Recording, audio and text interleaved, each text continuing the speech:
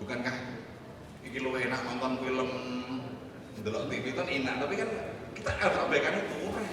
Aku harus nyiksa. Dan saya selalu nonton itu. Saya selalu melakukan kalau jam 2 malam aku tak siksa lagi. Aku ora turu, aku harus berkarya. Buka laptop kemudian berkarya terus kudu dadi. Pagi hari jadi. Saya biasa mengawali jam 10, kemudian jam 2 itu serampung 40 halaman, satu naskah panggung itu, satu jam itu rampung. Dan itu tidak serta-merta ya, tidak serta-merta kok secepat itu, tidak. Dulu aku ya bikin naskah itu seminggu, sebulan. Saya dulu sangat kagum dengan Kuntung. Aku dulu Kuntung kakak saya itu aku kagum, ono wong kok iso gawe naskah cepet kaya ngono ya. Naskah panggung sak jam kok 2 jam dadi lenggawe. Saya dulu kagum banget. Idan wong iki. Itu kakak saya. Tapi ketika saya mengalami proses penyiksaan diri, tak paksa kudu nulis, paksa kudu imajinasi saya tidak boleh kemana-mana dan harus masuk dalam dunia lakon itu, ya jadi. Kemudian dialog-dialognya apa ya? Dialog itu tinggal ngambil ketika kita dolan-dolan mau, kita dolan yang sarang mau, dolan yang matang semua. Oh ini adegan nabi, ini adegan pelacuran. Nah dialog-dialog mereka banyak yang pernah saya rekam, ya ditokake wae. Itu bukan dialog-dialog muncul dari pikiran saya, enggak, itu dialog-dialog yang saya tangkap dalam kehidupan sehari-hari. Jadi aku pikir itu Yuda, jadi kamu harus tetap yakin bahwa dengan gayamu saja, jangan pernah mengikuti gaya orang lain karena kamu akan jadi ekor. Jadi hiduplah kamu menjadi dirimu sendiri karena kamu akan menjadi orang yang paling berbeda. Itu konsepnya eksistensialisme. Tapi kalau ketika kamu masuk dalam satu gaya, ya kamu menjadi kelompok yang gerombolan mau ya aku undang, sing lama yang undang ya Joko Pinurbo. Jangan pernah menjadi Joko Pinurbo kedua dan sebagainya. Oke, saya kira penjelasan Mas Dwi cukup jelas ya. Masih 2 penanya lagi, kita kesempatan, bukunya masih ada 2 ya. Tapi kalau nanti ada penanya lebih ya kita ambil lagi. Jadi monggo siapa yang mau tanya lagi? Daniel Godan. Siapa lagi? Mas Tito Aji Pangestu. Sebelum 2 penanya ini ke depan, sedikit saya simpulkan biar memori saya nggak hilang bahwa biar nanti pertanyaan nggak ngulang, bahwa tadi Mas Giri mengatakan bahwa kalau ingin jadi penulis itu jangan hidup di jalur nyaman gitu kan. Jangan memilih, bukan berarti jalur itu harus nyaman, tapi jangan memilih di jalur nyaman. Dan seniman karena kalau tidak cerdas kita menangkap, itu seakan Mas Giri melakukan destruksi. Bagaimana seniman harus begini, padahal umpama saja tadi disimpulkan negara itu aman aja nggak apa-apa, tapi kita nyari konflik yang lain, konflik psikologis, konflik persoalan yang sangat psikis dan macam-macam itu nggak bisa Mas Giri ya. Artinya tadi kan hanya harapan kalau penulis lahir dari negara yang sangat sulit atau sangat menekan, itu lahirlah yang negara. Tapi sekarang mungkin persoalan lain bisa masuk ke persoalan lain untuk menjadi menekankan diri itu. Artinya gini, Anda berhidup yang normatif, hidup keluarga nyaman, tapi Anda mengeksplorasi kehidupan yang sangat keras. Atau Anda tidak ragu-ragu masuk ke wilayah yang komunal kayak tadi Mas Giri nyampaikan, ke tempat pelacuran dan lain-lain. Itu saya kira harus menyimpulkan biar nggak salah tafsirkan. Kemudian dia menyampaikan 2 hal. Pertama, eksistensialisme. Memang ini konsep eksistensi keberadaan kayak Iwan Simatupang, Hairi juga sangat eksis itu kan. Tapi kemudian ada universalisme kayak Mas Gunawan Muhammad dan lain-lain, itu memang mungkin hanya aliran berbeda, alirannya berbeda. Tapi intinya kalau ingin belajar betul menjadi orang yang tidak sama dengan gurunya. Jadi bukan berarti kita membenci gurunya, hanya untuk stimulasi kita aja. Gitu. Monggo Pak Mas Daniel, monggo Mas depan Mas.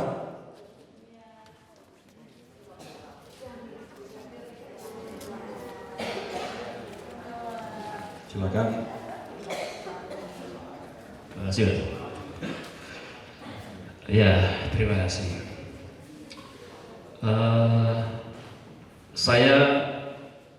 Saya Daniel tertarik dengan perjalanan Mas Giri dari dulu ketika belum mempelajari secara akademis sastra. Mas Giri menurut ceritanya tadi sudah sangat tergila-gila dengan puisi, kemudian tiba-tiba hilang. Alasan pertama mungkin dari sekian banyak alasan adalah ketika sudah membaca atau mempelajari sastra sebagai pengetahuan, ada pengaruh di situ, ada ketakutan bahwasanya kok puisiku selama ini jadi sepertinya salah ya gitu. Saya menangkapnya begitu. Kemudian selanjutnya beralih ke cerpen. Di cerpen juga mungkin nggak tahu ya, ada permasalahan-permasalahan apa lagi. Mungkin hari ini juga masih menulis cerpen. Kemudian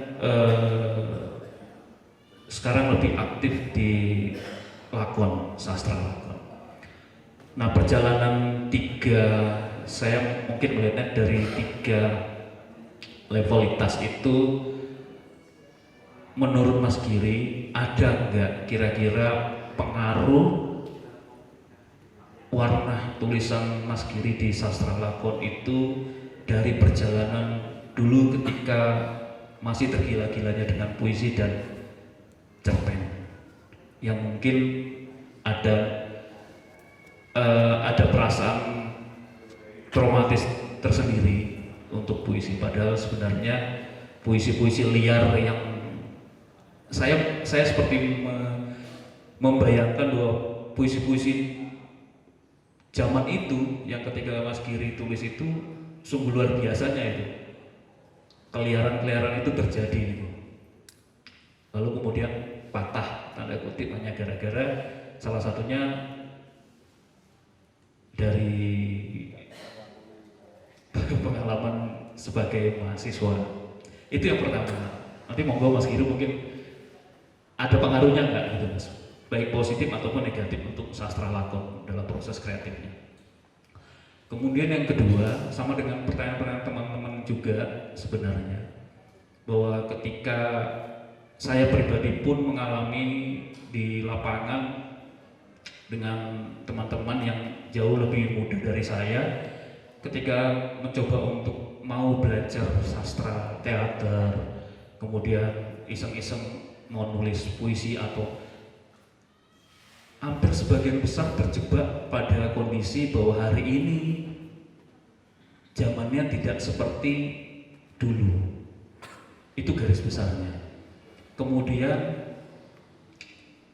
kita belum menemukan solusi asik buat mereka, bahwasanya kalau menurut Mas Giri kegelisahannya bahwa kurang banyak membaca, baik secara tulis maupun membaca sekitar ya.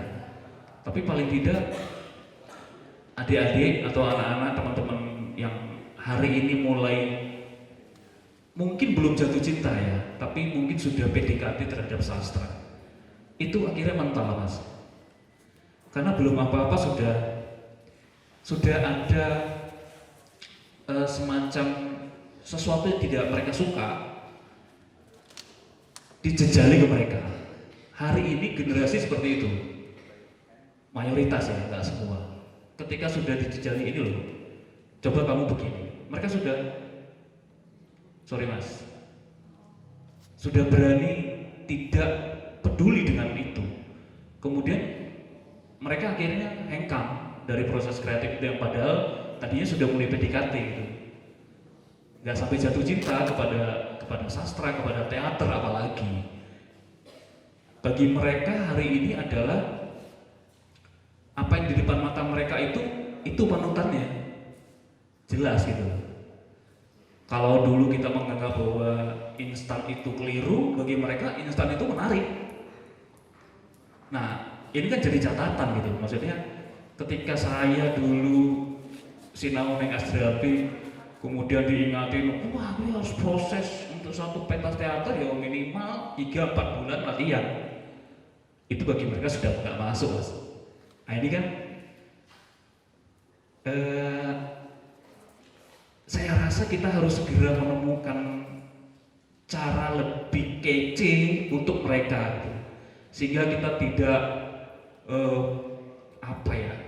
bertahan di cara-cara yang sulit bagi mereka untuk menerima, termasuk sastra lakon. Mungkin secara teori benar adanya ya, memang ada secara teknis mungkin memang harus melewati masa-masa itu mereka. Tapi untuk rasa kalau Mas Giri tadi cerita sebagai pengalaman luar biasa ya, ketika anak-anak zaman sekarang masih mengalami peristiwa-peristiwa dalam kehidupannya seperti itu, pasti luar biasa. Tapi sayangnya mereka tidak mengalami itu gitu. Kita pun nggak mungkin memaksakan mereka untuk, kono main, neng kono, nongkrong kono. Itu nggak mungkin bagi mereka karena mereka sudah punya cara, punya batasan tersendiri bahwa aku untuk menulis sesuatu nggak perlu ke sana, nggak perlu ke sebuah tempat yang kumuh untuk menulis kekumuhan. Mereka punya pandangan itu, meskipun oke lah secara hasil mungkin kita ketika sudah melihat hasilnya, kemudian kita pasti otomatis membandingkan dengan karya-karya sastra yang sudah duluan hadir. Nah itu yang membuat mereka kadang-kadang patah, Mas. Mereka punya semangat, pengen belajar, pengen masuk ke dalam dunia antar berantah ini, tapi baru masuk pintu kedua mereka sudah mengalami penolakan secara tidak langsung. Nah ini mungkin Mas Giri yang sudah lebih berpengalaman, kemudian juga tadi cerita ada beberapa murid dari anak-anak juga yang milenial, itu menarik. Aku rasa sastra lakon sekarang sudah sebaiknya ada ruang buat mereka lebih mengeksplorasi kehidupan mereka hari ini. Tidak perlu mereka menjadi Denny yang tahun 2000-an harus mengalami hidup 80-an. Proses pemaksaan itu aku rasa jadi tidak menarik juga bagi mereka. Mungkin itu aja Mas Yogi. Ini curhat adik-adik saya di belakang sebenarnya. Saya mengingat itu. Terima kasih Mas Wahid.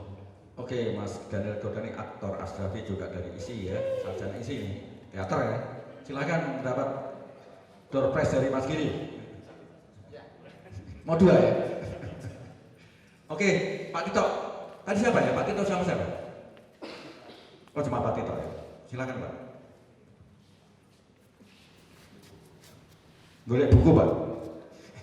Tapi serius, saya tanya serius banget. Mesti serius. Selamat malam semuanya. Saya ingin mengganggu narasumber kita karena Mas Mahmud moderatornya menyampaikan yang ke depan yang bertanya.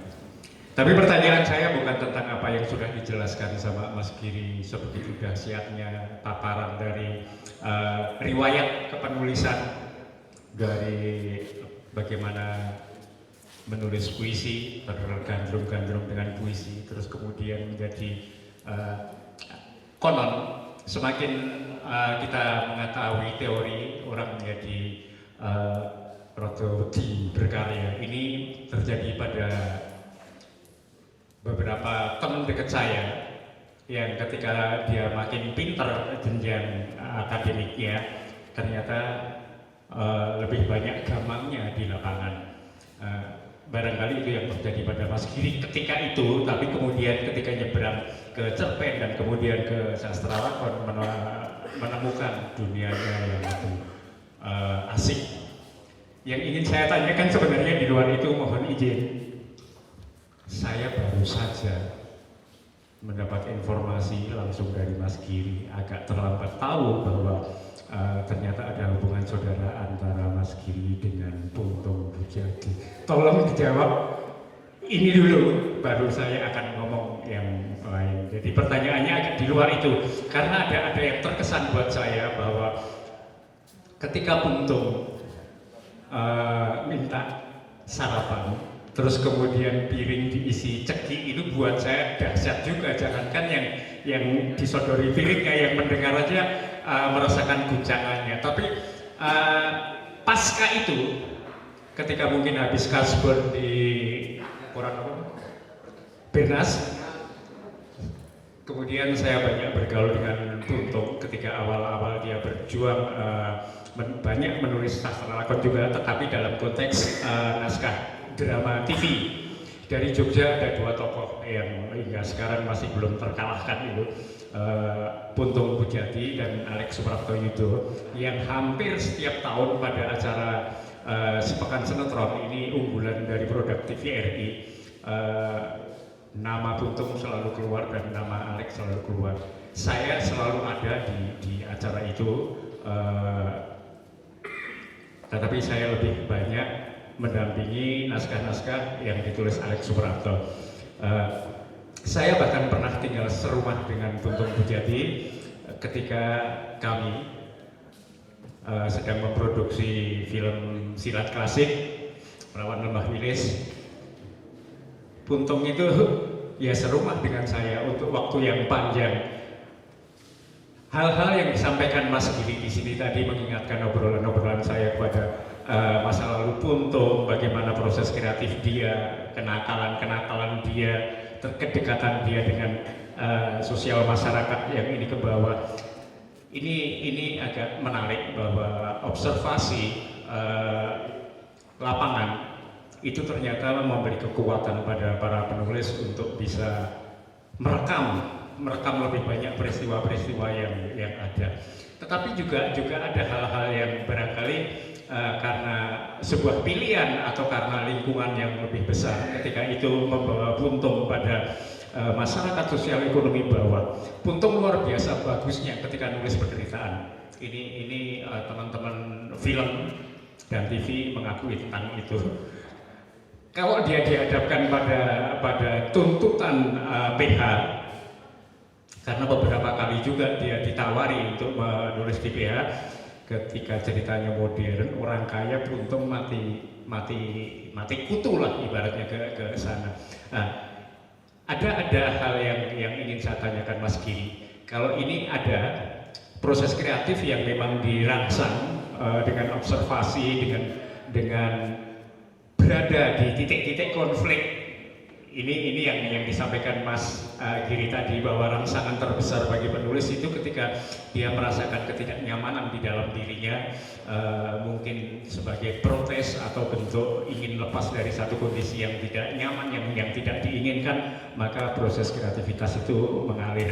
Yang ingin saya tanyakan, bagaimana kalau Mas Giri dihadapkan pada sebuah permintaan menulis sesuatu yang kekuatannya adalah pada imajinasi dan membayangkan, yang secara observasinya barangkali itu kurang. Tahun-tahun politik ini tahun-tahun dahsyat sebenarnya kalau para penulis mau mengangkat menjadi bagian dari sastra lakon. Kalau benang merahnya bisa dibikin apa saja, tetapi masalahnya adalah masalah yang hingga hari ini masih tetap sangat dominan. Menjelang pilpres itu begitu dahsyatnya sebenarnya konflik-konflik di lingkungan masyarakat, berdampak luas kepada masyarakat kecil.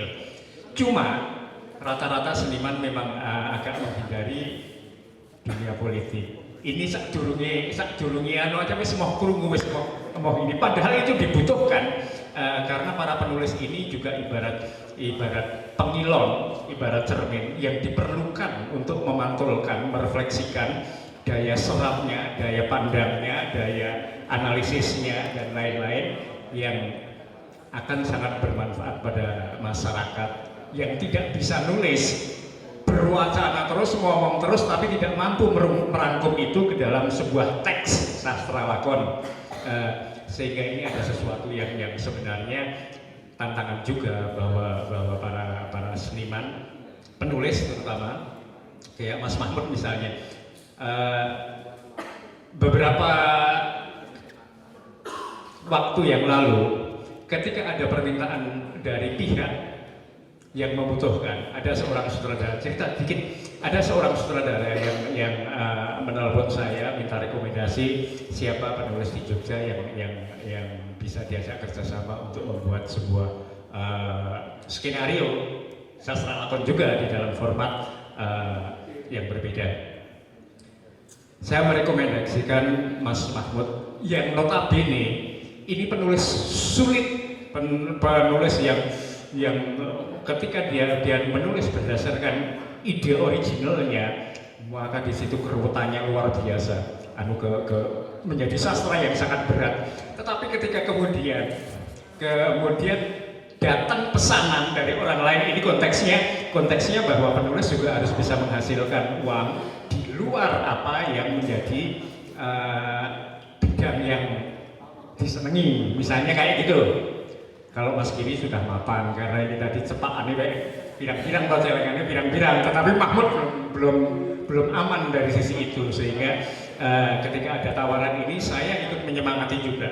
Nah, kayaknya memang ada hambatan ketika dia menulis seperti idealisnya,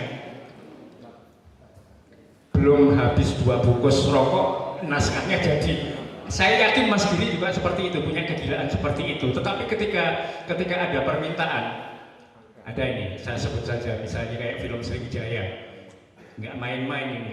Ada teman yang kepingin membuat film Sriwijaya, terus kemudian meminta Mas Mahfud nulis, itu pecah dasi ke sana. Bagaimana dia tidak menulis sesuatu yang diinginkan, tetapi harus meriset data, harus banyak referensi, harus banyak membayangkan tafsir, terutama dari data itu kemudian ditafsirkan sebegitu rupa, kemudian baru ditulis berdasarkan benang merahnya imajinasi, karena kita tidak hidup di zaman Sriwijaya.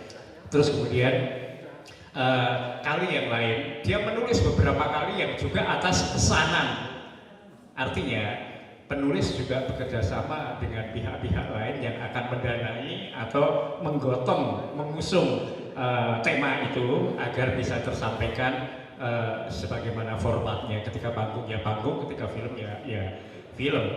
Ini pandangan selintas saya tentang sesuatu yang tadi belum terbicarakan, bahwa ranahnya belum masuk ke ranah itu. Bagaimana saat ini para penulis yang lari kencang dengan ide-idenya sendiri, original idenya tadi itu kalau diminta gitu kan, menulis tentang sesuatu yang sebenarnya nggak suka tetapi diperlukan. Saya bilang dua-duanya ini orang yang tidak suka mengikuti berita-berita politik pasti itu ke sana. Tetapi saya juga kepingin menemukan naskah, siapapun penulisnya nanti, mudah-mudahan dari Mas Giri atau Mas Mahmud, yang merupakan rangkuman dan refleksi dari kondisi bangsa yang carut-marut ini, terutama pada tahun-tahun politik, agar dengan demikian kita bisa memberikan sinyal-sinyal pada masyarakat luas agar tidak terombang-ambing pada isu-isu konyol yang luar biasa di medsos itu. Barangkali ini adalah bagian peran serta para penulis di dalam mengantisipasi atau memberikan daya dukung kepada upaya-upaya agar penontonnya nanti, apapun medianya, ini mendapatkan pencerahan dan pandangan-pandangan yang lebih lempeng daripada asumsi-asumsinya atau ketakutannya sendiri. Kurang lebih itu saja pertanyaan saya, sudah dijawab bahwa Puntung, sahabat saya di sana itu juga teman prihatin dan teman kreatif saya, ternyata masih saudara. Saya terharu dengan cerita sepiring nasi berisi ceki. Kalau ketemu Puntung besok, itu kalimat pertama yang akan saya omongkan gitu ke sana. Kurang lebih seperti itu, Mas. Ini hanya permintaan, barangkali Mas Mahmud, Mas Giri dan penulis yang lain itu coba berpaling sedikit dari idealisme dan ide-ide original konsep yang keluar dari gagasannya pribadi, tetapi bagaimana kemudian kalau kita memotret Indonesia saat ini terus kemudian dijadikan naskah agar siapapun itu bisa mengangkatnya ke panggung untuk menjadi bagian dari kepedulian kita terhadap kondisi carut-marut bangsa. Matur nuwun, itu saja, mohon ditanggapi. Terima kasih bukunya ya. Waktu saya kembalikan kepada yang berhak menjawab. Matur nuwun bukunya. Sudah diterima bukunya Pak Tito? Sudah benar? Oke. 2 pertanyaan ini cukup detail ya, Mas Daniel Godan, Pak Tito, Pak Sri Aji. Saya kira Mas Giri sudah langsung menangkap, langsung jawab aja Mas Giri. Oke, Mas Daniel, ternyata memang beruntung saya dulu belajar menulis puisi dulu, diawali dengan puisi karena ternyata ketika saya sedang membuat naskah lakon itu sesekali saya menggunakan kemampuan saya membuat puisi untuk saya sisipkan di dialog-dialog. Jadi misalnya ada adegan percintaan itu saya kadang-kadang sisipkan puisi-puisi cinta saya dulu gitu, masukkan di sana. Saya juga merasakan bahwa beberapa naskah itu akan lebih dasar dialognya ketika kita menggunakan metode aliterasi, repetisi gitu. Jadi pengulangan-pengulangan itu akan dasar. Jadi kadang saya gunakan teknik-teknik kepenulisan puisi itu di lakon. Dan saya beruntung saya pernah belajar puisi cinta gitu. Meskipun ketika awal saya nulis itu hanya untuk ngibuli cewek-cewek saya. Puisi itu udah senang bercinta gitu tadi. Jadi merayu cewek dengan puisi cinta itu gampang banget. Akhirnya jadi pacar banyak saya. Kuliah itu pacarnya banyak. Orang ganteng pacarnya kayak banget ya karena saya ngibuli dengan bahasa saya. Kemampuan itu menguntungkan saya ketika saya menulis lakon sekarang. Saya sering menggunakan teknik penulisan di dialog dengan model-model puisi. Terutama untuk misalnya adegan-adegan percintaan itu saya masukkan puisi-puisi di sana. Dasar aku menikmati di situ. Jadi memang menguntungkan. Kemudian Mas Tito, Kuntung itu orang yang menyesatkan saya di jalan yang benar. Mas Diki, saya potong sebentar. Tadi pertanyaan Daniel itu mungkin dia akan nggak puas.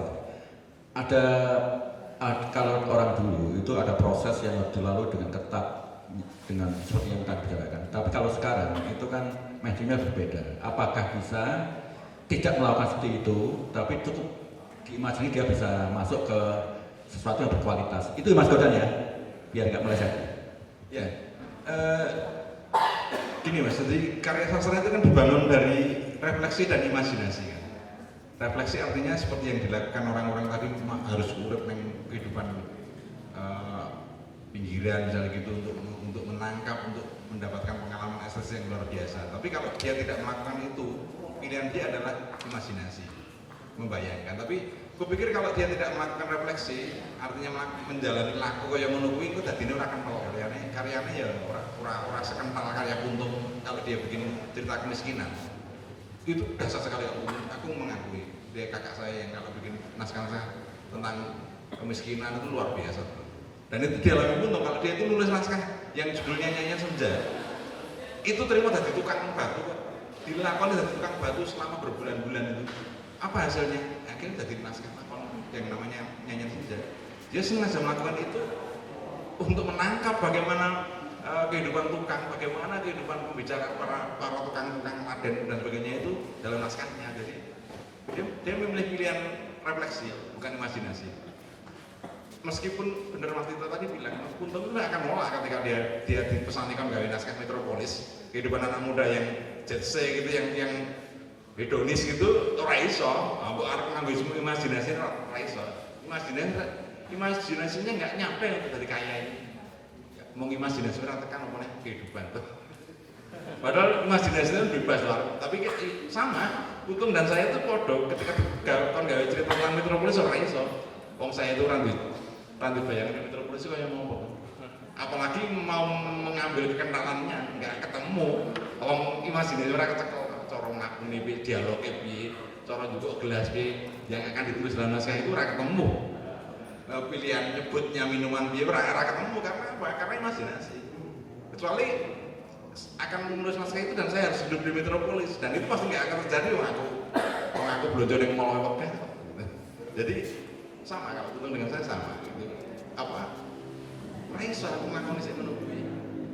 Pertama belum pernah ngelakoni dan bayangkan Raiso bayangin.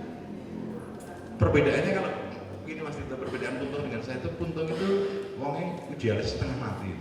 Saya pernah ngerti bener itu bahwa naskah sinetronnya itu di TVRI Jakarta ya.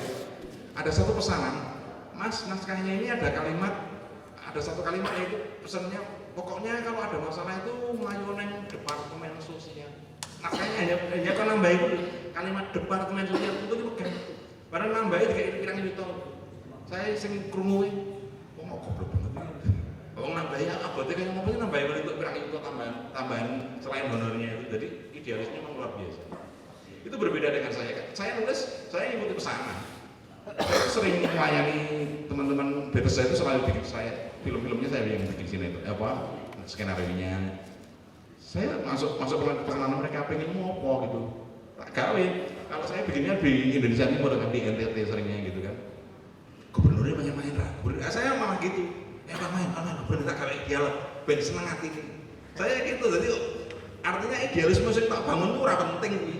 Lebih penting wong do seneng aku lo seneng gitu. Aku selalu juga dengan pendapat Pak Joko. Jadi wong kudu migunani tumrateng liyan gitu.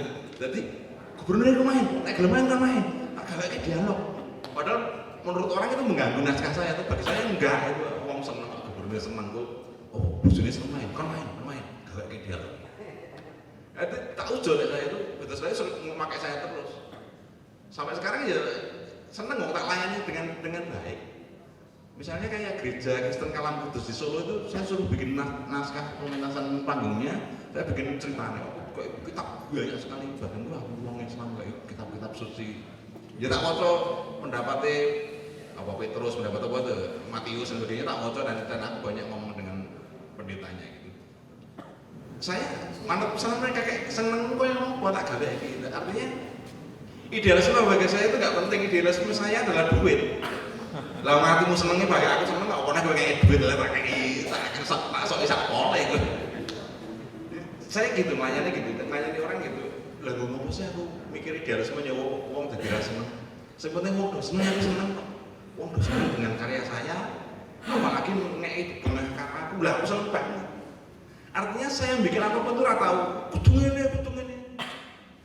Banyak orang yang bikin pertunjukan dengan saya Mas, kok nek dengenke piye? Ya ora apa-apa. Iki piye? Ora apa-apa. Lah ngopo sih? Kok dadak kudu ngene kenceng. Wong kesenian kok nganggo kenceng-kencengan. Santai wae, yang penting seneng kabeh. Kemudian saya ya syukur iso seneng wong liya luwih seneng gitu. Saya seneng gitu. Jadi tak ada satu idealisme dalam karya saya. Artinya kudu ngene enggak. Ya wis gawe wae, sak penake wae. Sering sekali titipan naskah saya itu sering banget. Kemudian untuk refleksi tadi Mas Tito, aku sepakat, saya selalu melakukan itu. Bahkan ketika saya nulis naskah sejarah, saya itu selalu dialog dengan Romo Manu, Mas Manu itu, kadang Mas Joko juga. Saya ke Mas Joko itu juga, Mas, saya itu pengen ngomong-ngomong karo Mangir, Pebayun. Saya pengen, Mas Joko itu kan pinter mendatangkan roh, wawancara dengan Pebayun gitu kan, gitu, Mas. Pebayun itu aslinya piye toh? Saya tanya, nek sama Romo Manu juga gitu Romo Manu. Itu sajane piye? Mangir itu piye? Ya kayak wawancara itu Romo Manu ya omongan saya titip pertanyaan anu. Kalau dengan Pebayun bagaimana Romo? Dia tanya terus jawab. Seperti ini. Jadi saya sering menggunakan jasa konco-konco, bahkan jasa dukun-dukun prewangan yang menghadirkan roh. Kemudian ketika saya pengen nulis tentang cerita itu ya aku ngundang prewangan itu dan wawancara saya wawancara apapun itu menggali fungsinya. Kalau dalam naskah drama kan ketika kita salah mengambil pilihan kata itu jadi fatal. Oh ternyata Pebayun ini suka kalimatnya seperti ini. Oh Mangir itu seperti ini. Oh ternyata sosok orang yang mati di jembatan itu dia itu sering menggunakan idiom seperti ini. Nah idiom ini kita masukkan dalam naskah lebih kental. Jadi kalau saya bayangkan sendiri, tadi kan refleksi dan imajinasi. Saya menggunakan imajinasi saja ya luput.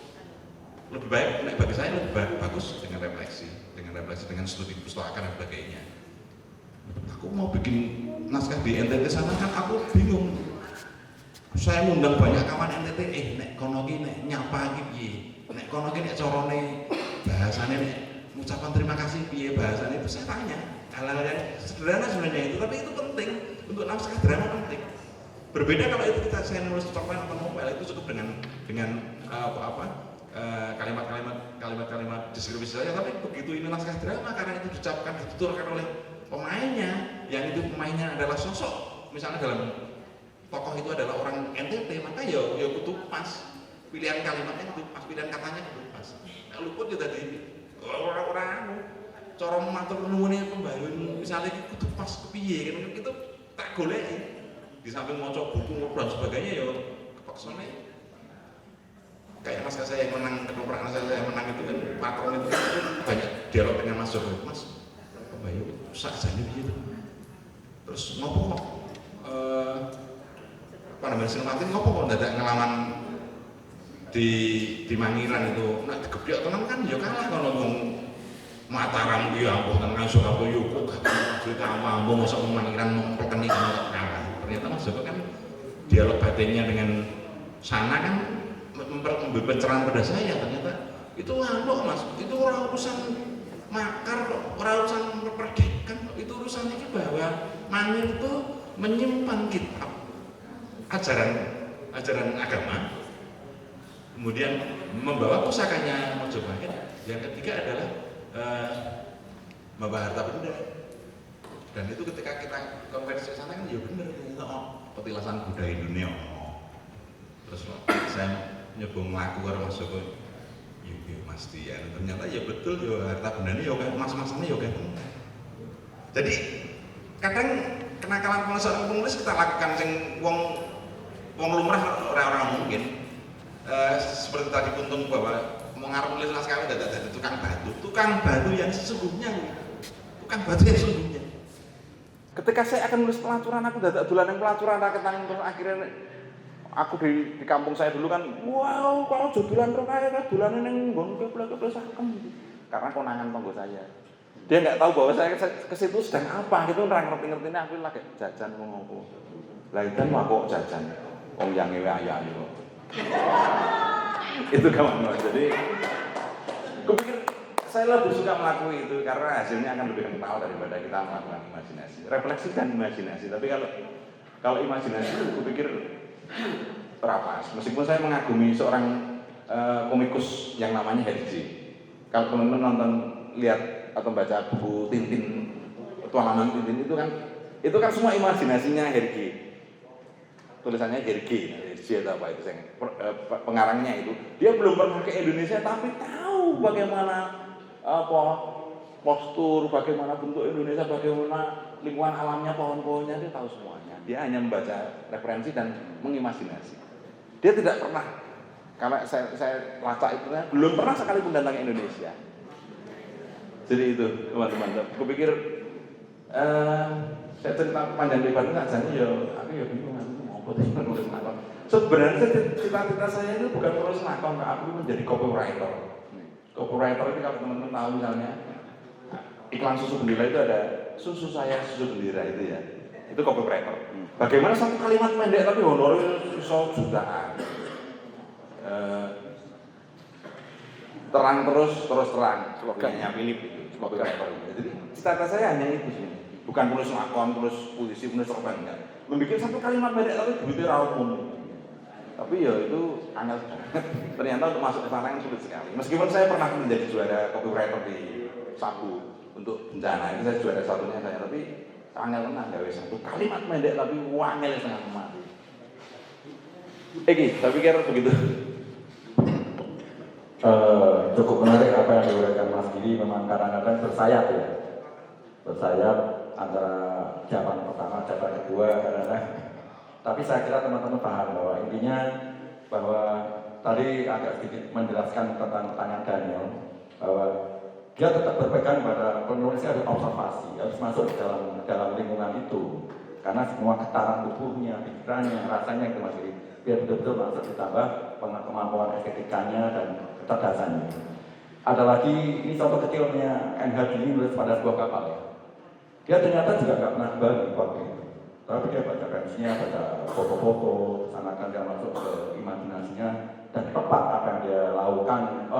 Ketika dia mulai ke Bali dan novelnya ternyata sama masyarakatnya kayak begitu. Karena mungkin itu kemampuan imajinasi maksudnya. Itu mungkin punya talenta tersendiri bahwa seniman kadang-kadang melampaui batas kemampuan orang. Barangkali gitu ya. Sedikit pun tak tambahkan bahwa teman-teman ini pengalaman teori ketika saya zaman kuliah dulu. Kalau kamu ingin nulis puisi tentang penderitaan buruh, kamu harus tahu bau keringat buruh, kamu harus tahu warna bajunya. Jadi artinya seorang penulis puisi justru lebih dituntut untuk ngerasa kayak ngerti ngerasa ngelakoni daripada tulis lakon. Meskipun tulis lakon sangat penting banget, tapi seorang penulis puisi agar dia bisa menciptakan kalimat-kalimat yang sangat indah, maka kamu harus tahu, harus betul-betul masuk ke dalamnya. Oh, buruhnya memiliki pentingnya ini, maka yang kalimat yang keluar akan dasar sekali. Oke, sudah cukup. Ada yang ditanyakan? Ini yang terakhir Mas Alexander Cicin ya. Setelah ini karena waktu. Apa masih ada yang ditanya lagi? Nah, Mas Cicin terakhir, artinya kita kasih waktu sebagai closing penutup. Nanti akan Mas Giri akan melakukan closing. Mau ke Mas ke depan? Masih. Nanti tanya pada penulisnya.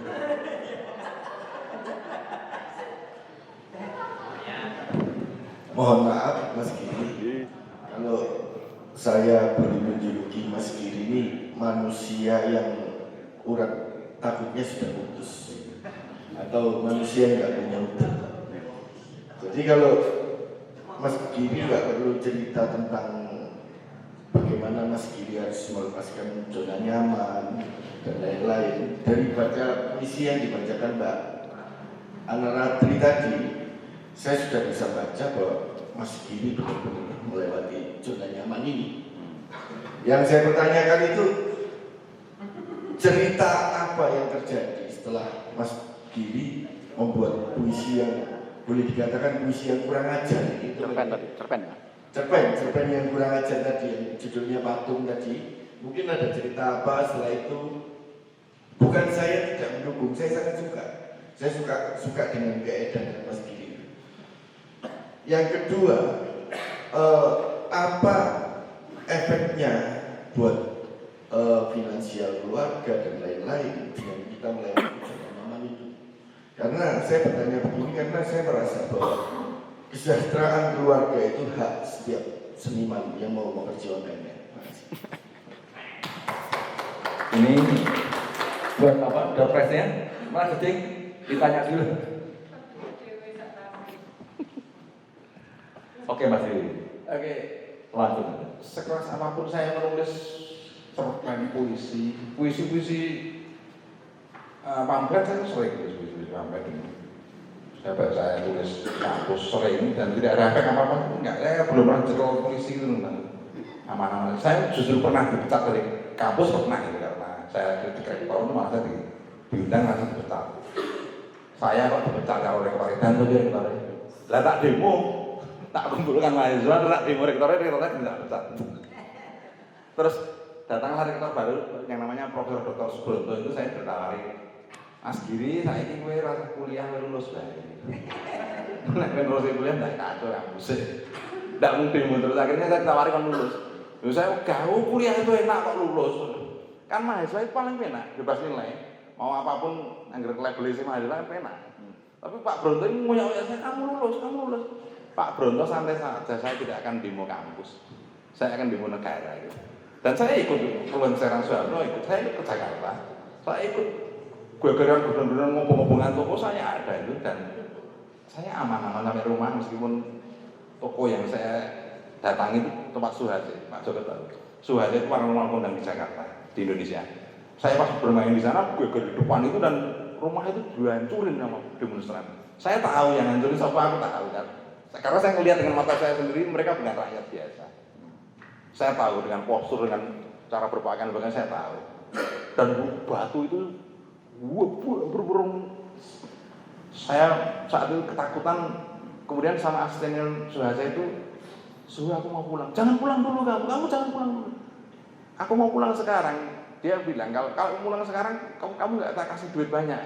Saya kan saat itu wartawan. Saya sedang nulis dia, kemudian aku disangoni hanya 5 juta. Padahal kalau saya mau nunggu dia, aku bisa 50, bisa 25 juta. Tapi aku pulang sekarang terus. Persoalan sekarang bagaimana saya bisa sampai ke seberang sana agar saya tidak kena batu gitu. Terus dia manggil asistennya, ini gandeng Mas Giri. Terus saya suruh megang itu, saya berlari di antara hujanan batu itu, saya mengaku kehebatan dia bahwa tidak ada satu batu pun yang mengenai saya. Meskipun itu akhirnya hancur toko itu. Dan saya mikir, mati itu Suhase. Baru selang berapa hari saya baru tahu dia selamat. Danto bersepi tenang nih. Itu yang bagi saya tidak pernah ada sesuatu yang serem dalam kehidupan saya sekeras-kerasnya. Satu pengalaman yang dasar justru bukan ketika saya nulis. Pengalaman dasar bagi saya itu justru ketika saya aksi ke SMNDI. Jadi kalau teman-teman tahu ngopo saya bengak-bengok peduli sakpol itu karena saya ikut aksi ke SMNDI, ikut mengesahkan undang-undang SMN itu menjadi sah itu karena saya ikut demonstrasi terus. Dan kedahsyatan yang luar biasa itu ketika saya bikin panggung di depan gedung Agung, ada panggung sama PM itu dilarang kon nyingkir ke. Kemudian Bapak KS terus gila Mas Hanung sing gali kaya ngono Hanung Giro itu bagi saya gali itu ketakutan ini PM nesu terus nelpon saya Mas Giro iki panggungnya disingkir ke PM. Nah saya kan baru di rumah pakai celana pendek aku nyelah motor langsung PM ada tangking lehernya ini. Bapak tidak tahu saya siapa ya. Pikirku ya mungkin ngerti. Bapak tidak tahu saya siapa. Bapak tidak tahu. Bapak tidak tahu siapa di belakang saya. Pikirku ya ngerti. Kamu yang ngerti. Nah, keberanian saya itu bikin dia takut. Jangan Mas, jangan di sini, jangan di sini, jangan di sini. Pikir aku berani gitu target aku benda 6 itu gebuki, pok terus aku diputar di wartawan ya aku kondang gitu. Aku orang diantemi tapi aku orang diantemi gitu. Sampai saya marah apapun aku orang diantemi. Bapak tidak boleh memindah panggung ini panggung ini penting di depan istana. Bapak tidak tahu saya siapa. Orang wani deh. Dan itu tidak ada apa, tidak ada efek apa-apa. Nah, terus ketika roda selesai itu kan saya bilang, akhirnya jagongan roda begitu jagongan roda rano wartawan saya pikir mau dari aku naik diantemi kan mau dari wartawan selalu mau naik diantemi wartawan sip gitu, dasar viral. Gitu. Orang wartawan iso bahaya, aku diantemi loro tenan iki. Saya baru bilang, Pak mohon maaf saya tadi agak keras itu karena saya memang hidup di lingkungan militer. Kakak saya itu jenderal. Aku sih ngomong gitu. Kakak saya memang jenderal. Kakak saya itu seangkatan Tiasno Sudarto. Jenderal TNI, tapi saya nggak pernah nyebut namanya. Nah, kalau Bapak dia kita omongin dan di atas saya sebut satu nama. Kakak saya namanya ini. Dia akhirnya rawani ngomong lagi aku. Itu jadi tidak ada peristiwa apapun dalam ketika saya nulis efeknya tidak pernah berdampak, tidak pernah keras aku menulis nggak pernah. Tapi kalau pulang kerja saya dulu wartawan Jogja Posen, pulang kerja di Kuntir itu biasa, itu malah nulis partai. Ketika saya nulis berita partai itu begini ditutke terus. Itu ini kok ada arti partai nih aku coba ini. Itu yang bahaya malah itu. Kalau karya sastra enggak. Dan saya meyakini kalau karya sastra itu aman karena karya sastra itu ada di jagat kecil bukan jagat besar. Kalau jurnalistik kan jagat besar itu peristiwa benar. Kalau sastra itu sak buru-burunya saya nulis di cerpen itu saya bisa alasan itu kan dunia kecil. Fiksi. Itu jagat kecil dunia fiksi bukan dunia nyata. Kalau saya bikin presiden yang kayak gitu kan itu bukan Presiden Soeharto, bukan Presiden SBY, bukan siapapun, bahwa itu ada jagat kecil, jagat imajinasi saya. Andainya itu ditanyakan. Jadi aman-aman aja. Maka sak keras-keras yang nulis apapun saya nggak takut. Yes, sekolah yes. Bagi saya kalau itu menjadi jalan kematian saya senang karena ya kondang. Karena apa sih artinya meninggal tanpa membawa satu popularitas itu? Mati orang kondang itu orang apa yang mati ya kondang lagi. Neng kondang sing apik sing ada keberanian. Meninggal dengan kekawan kan buruk. Itu saya kira closingnya gini Mahmud. Saya untuk siapa tadi kawan tunanetra Yuda. Saya itu berguru menulis skenario itu dengan Umar Khayyam. Untung itu teman saya. Untung Alex Suprapto, kemudian ada Amron Tersenadi yang sekarang menjadi gubernur Jawa Barat, itu adalah teman-teman saya belajar skenario di LP3 di TPRI. Saya sinau skenario berbulan-bulan di sana. Ilmunya mau gini ternyata. Salah satu belajar menulis itu hanya dengan menulis. Wes kuwi. Ora ana wong arep sinau nulis kok maca teori ya malah ra iso nulis. Artinya ketika kita akan berkarya jangan pernah belajar teori karya itu. Berkarya saja. Terus iki disebut cerpen, iki disebut puisi, iki disebut lakon itu mbuh bel gedes. Sebenarnya saya berkarya orang mau ngomong apapun silahkan. Kalau kita tidak berani seperti itu maka tidak akan muncul yang namanya prosa liris Linus Suryati Adi. Karya Linus pengakuan Parim itu dalam teori nggak ada. Iki apa iki? Puisi bukan, prosa bukan, novel bukan. Tapi apa? Karena Linus Suryatin bikin karya, maka akademisi mengkajinya dan memberi namanya sebagai prosa liris. Terus kalau akhirnya Yuda tiba-tiba bikin karya ini, karya panggung apa-apa ya, ini karya drama bel gedes luweh. Kan berkarya saja terus uang liane, uang akademis saja yang akan nilai, silahkan dinilai. Jangan pernah kamu ngomong saya akan bikinin drama, aku ini ketoprak iki apa, kan aku bikin pertunjukan. Terus pertunjukanmu diaran ketoprak apa luweh, sing arane wis monggo. Itu tugasnya akademis, bukan tugas penulis. Tugas penulis adalah bikin karya. Jadi terus yang kasih apa ya akademis. Ya jadi lucu nih akademis berkarya kan. Ya tugasnya penulis ya penulis. Tugas mengkasih adalah akademis. Itulah maka saya ragilem tadi terus menerus menjadi dosen di UST itu karena ketika saya berkumpul di sana saya pasti tidak akan bisa berkarya. Karena saya akan semakin mensuntuti teori, akhirnya raih apa-apa. Padahal lebih indah menjadi penulis dari karya pengkarya daripada menjadi pengajar. Saya lebih senang mengajar anak-anak, mengajar orang-orang desa, mengajar murid-murid teater saya itu para kerja seks komersial di Bolong itu murid-murid teater saya. Mereka grup teater saya. Pasar Kembang dan Bolong itu adalah murid-murid saya. Mereka bikin grup teater namanya Teater Gumuk Pasir. Kemudian teman-teman PRT pekerja rumah tangga pembantu itu adalah murid saya. Mereka punya grup serikat PRT. Jadi saya lebih nyaman begitu mengajar mereka yang kayak gitu daripada neng kampus yang nyebai mulang orang tutut nyebai itu. Oke, mungkin itu. Oke, menarik sekali. Saya kira penjelasan Mas Giri sangat sangat bersayap. Jadi tidak hanya sekedar pertanyaan yang efektif dijawab, tapi dia juga mengembangkan beberapa asosiasi jawaban yang bisa memberikan kita imajinasi dan kita jadi bisa menangkap bagaimana hidup Mas Giri berkarya, Mas Giri bersosialisasi, Mas Giri berpolitik dalam tanda petik politik gayanya. Mas Giri berinteraksi dengan keluarga dan lain. Saya kira tadi sudah disampaikan semua.